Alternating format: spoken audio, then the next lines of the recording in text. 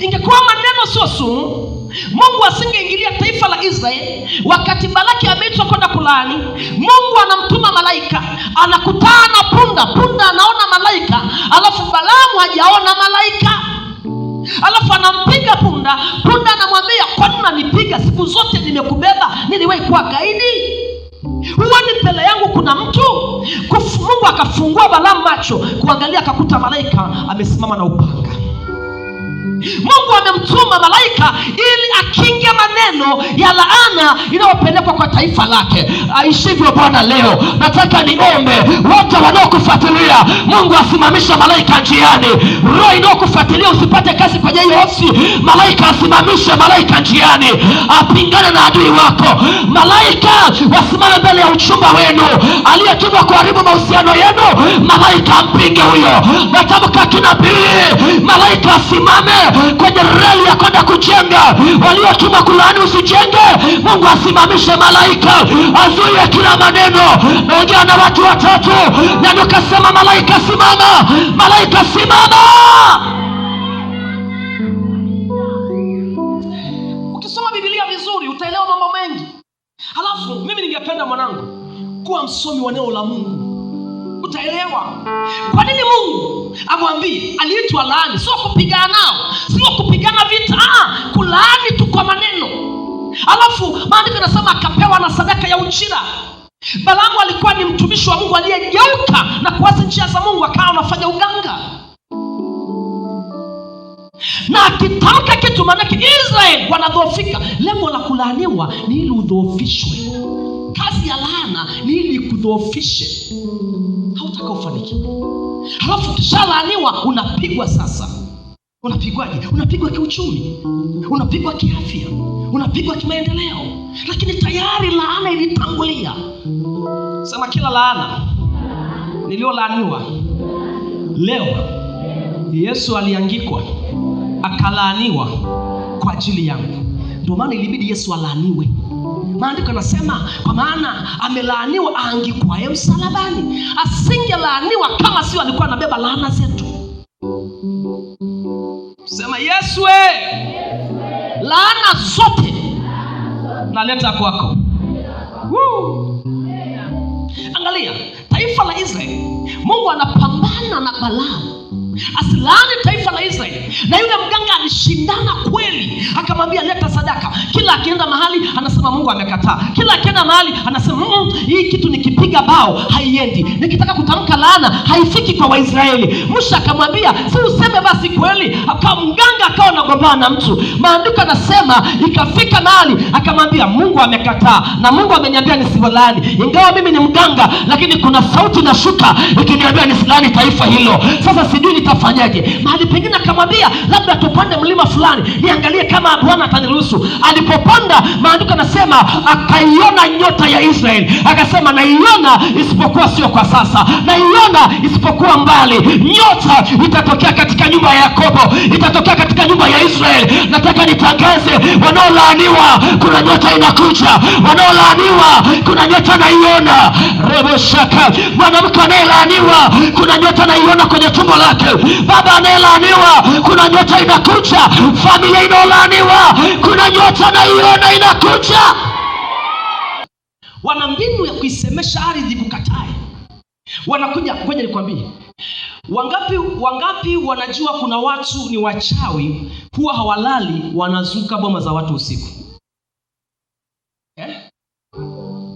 Wangapi waliwahi kusikia wako ndani saa 7 usiku wanasikia kum kum kum kum? Okay, mimi sisemi kitu ambacho sijui. Nakumbuka miaka mingi baba yangu hayuko nyumbani, tumebaki na mama na mdogo wangu anayenifuata, tuko tu wawili. Tukiwa ndani tukasikia nyumba inapigwa. Hebu sema nyumba inapigwa kabisa, kama nyumba inatobolewa. Tuka wadogo na mimi ni mdogo, kwa hiyo hata mama ana kijana lakini hawezi pambana. Ukisikia unakimbia kwenye miguu ya mama. Sasa utafanyaje? Jamani, Mungu awabariki wa mama. Wamama wanavumilia mambo mengi sana. Baba hayupo, anagonga nyuma karibu na dirisha, king. Anakuja karibu na dirisha la maana miaka ya nyuma, nyumba za zamani ng'ombe anakaa, ng'ombe tunafungia ndani, anagonga king. Anakuja karibu na mlango, mama akawa anachungulia. Sasa mama anaogopa. Lakini mwanamke, nikwambie kitu, siku yote akija mtu nyumbani kwako usiogope. Shika tu upanga, mwambie nakuua leo. Lakini sasa mbaya zaidi, anapuliza kwanza nguvu fulani. Kwa hiyo hata mwenyewe hofu iliyopo pale unasema Yesu, hata kama hujui kuita Yesu. Nakumbuka akija karibu na mlango, anageuka, anasema king, anasukuma king. Mama, tukasikia kwanza kumetulia hali. Dakika chache, sikwambia kesho, dakika chache tunasikia ng'ombe anataka kukata kombe, ng'ombe anapiga chafya. Dakika 2 mimi napiga chafya. Dakika 2 mdogo wangu anapiga chafya. Dakika 3 mama anapiga chafya. Dakika 4 nyumba imekuwa nzito.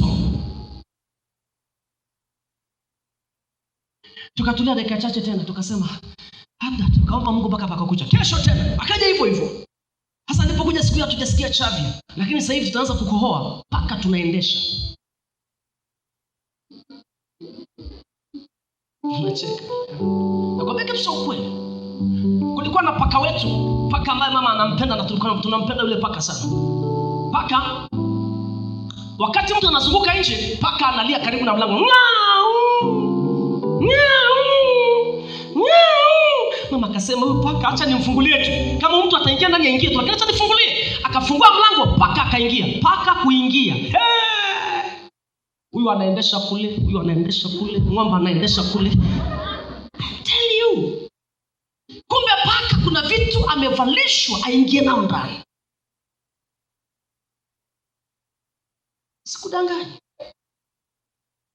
Na lengo ilikuwa mama anatakiwa kuondoka, maana mzaa yupo, boma livunjike. Tena mzaa amefungiwa sijui mimi amekaa karibu miaka 4. Anatafuta hamna. Sema leo. Kila anayenishughulikia moto unawaka kwake. Kwa hiyo paka kaingia na maneno aliyonuiziwa kaingia. Maana wachawi hutumia roho ya paka. Unajua kwa nini paka? Paka ana nafsi 7. Na kifo cha paka ni ngumu paka kufa.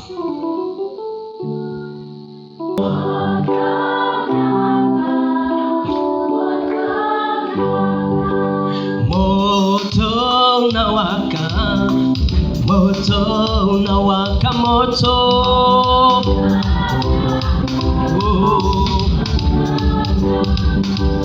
Moto unawaka. Moto unawaka moto. Sauti.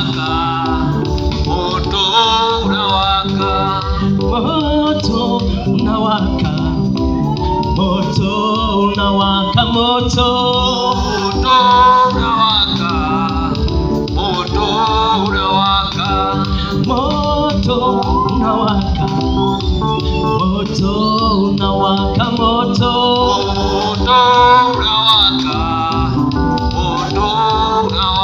Wachawi alafu wanakimbia, wanaona moto umewaka. Mapepo wanakimbia, wanaona moto. Wanafiki wote wanainu, alafu wanakimbia, wanaona moto umewaka. maneno ya laana wanainu, wanakimbia, wanaona moto umewaka. waliokuchimbia kaburi wanainu, wanakimbia, alafu wanaona moto umewaka. kama unaamini kuna moto utawaka leo, Yesu makofi na vigelegele. Sema makofi yangu yawe moto, sauti yangu iwe moto. Sema fire.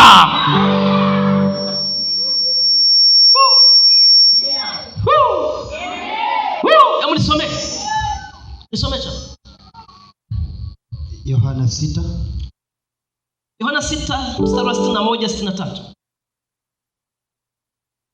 Neno la Bwana linasema hivi. Itakuwaje basi muonapo mwana wa Adamu akipaa huko alikokuweko kwanza? Roho ndiyo itiayo uzima. Roho ndiyo itiayo uzima. mwili haufai kitu. Mwili haufai kitu. Huu mwili haufai jamani, huu mwili haufai. Hii mwili ni udongo. Huu mwili ni dhaifu sana. Kwa hiyo nataka niseme ya pili, walio na nguvu rohoni ndio watakao kuwa na nguvu mwilini. Walio na nguvu rohoni ndio watakao shinda dunia, sio walio na nguvu ya mwili. Ni wangapi ni mabauza, ni wangapi wana akili, ni wangapi wana nguvu, lakini hawapenyi.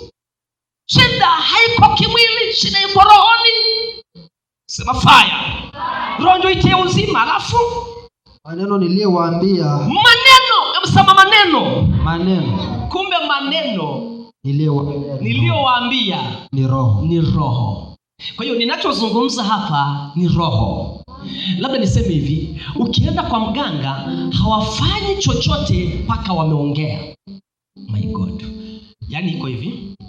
Wangapi wanafahamu Wamasai wana kitu kinaitwa chungu? Wangapi wanafahamu chungu? Pandisha basi mikono, sina ongea na watu. Si Mungu akubariki. Wangapi kwa chungu iliwahi kupasuliwa? Hiyo kitu ni hatari. Ni kitu kidogo kikoje? Wale wanafahamu. Yaani ni kidogo hata kuliko hili ua. Mbona hichi kitu? Kile kitu kinaitwa chungu. Ni kitu kidogo tu kama hii. Na kikishapigwa kikasemeshwa, huwa kuna mahali naenda kufichwa. Nakumbuka mzee mmoja haiwekwa hata ndani, kuna mahali wengine wanapeleka porini. Ni kadudu kama hii. Kinapitishwa na wanaongea, aliyefanya hiki kimpate, aliyefanya hiki kimpate. Mbaya hii kitu kinachoitwa chungu kinasemeshwa na maneno. Hiki kichungu chenyewe hakiendi kumfuata mtu, kinasemeshwa. Maana yake kwa lugha nyingine ni madhabahu. Ndani ya hii madhabahu kuna mapepo, kuna majini, iko roho ambayo imeshaketishwa. Kimwili haionekani hiyo roho, lakini katika ulimwengu wa roho iko roho imekaa juu. Kwa hiyo inaposemeshwa inaenda mbaya sana. Hii chungu, naomba kama uko kwenye familia omba sana, maana uwezi ukajua watu wa kwenu walifanya vitu mahali wakapasuliwa chungu. Wanalaani, na wanapolaani baada ya muda sio mrefu utashangaa watu wanakufa kwenu. Alafu mbaya zaidi, chungu haifuatagi mlengwa. Unashangaa tu mtu fulani amekufa, unashangaa tu amekufa na ajali, amekufa na magonjwa.